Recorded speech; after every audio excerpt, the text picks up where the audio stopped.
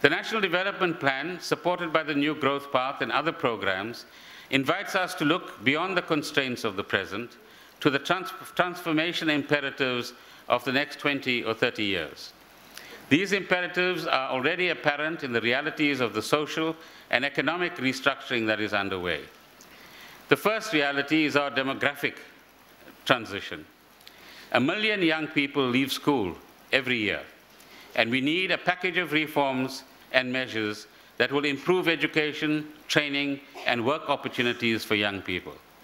The second is that we are a rapidly urbanizing society. This means we need to meet urgent demands for housing, municipal services, schools, clinics, public transport, and commercial development. But it also means that we have an opportunity to build an integrated urban landscape with effective partnerships between municipalities, local businesses, and civic associations. A third imperative, honorable members, is economic competitiveness.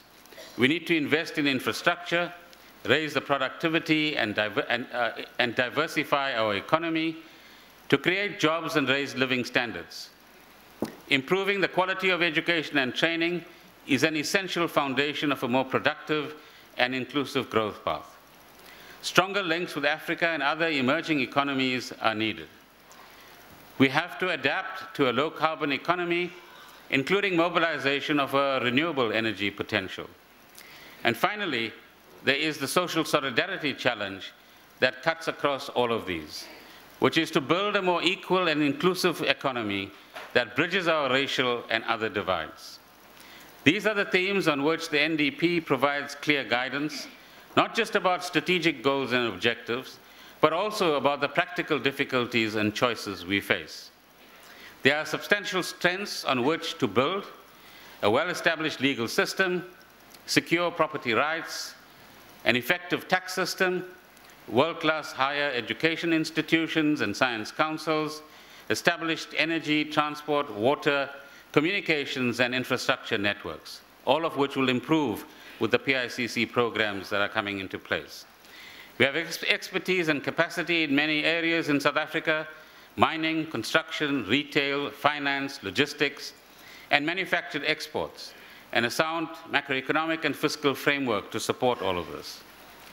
So those are the strengths we have. We mustn't feel that because we have challenges, we have no strengths in our economy and in our people that we can build upon. The NDP emphasizes key institutional capabilities that we either need to create or have: the need to professionalize the public service and strengthen accountability, improved management and enforcement systems to fight corruption more aggressively, reinforcement of the education accountability chain with lines of responsibility from state to classroom. So we wish Minister Motshekga success in monitoring attendance of teachers at schools.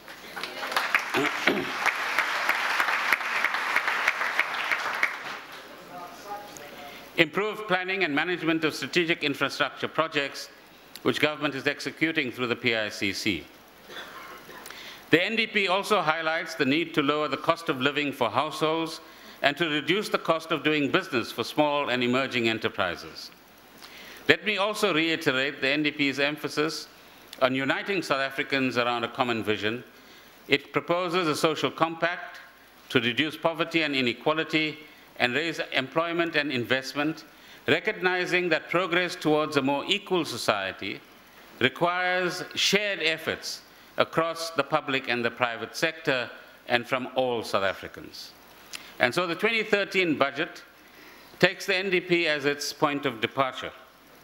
It recognizes that our medium-term plans, as the President pointed out, are framed in the context of a longer-term vision and strategy. It focuses on strengthening growth and employment creation. It prioritizes improvement in education and expansion of training opportunities. It promotes progress towards a more equal society and an inclusive growth path.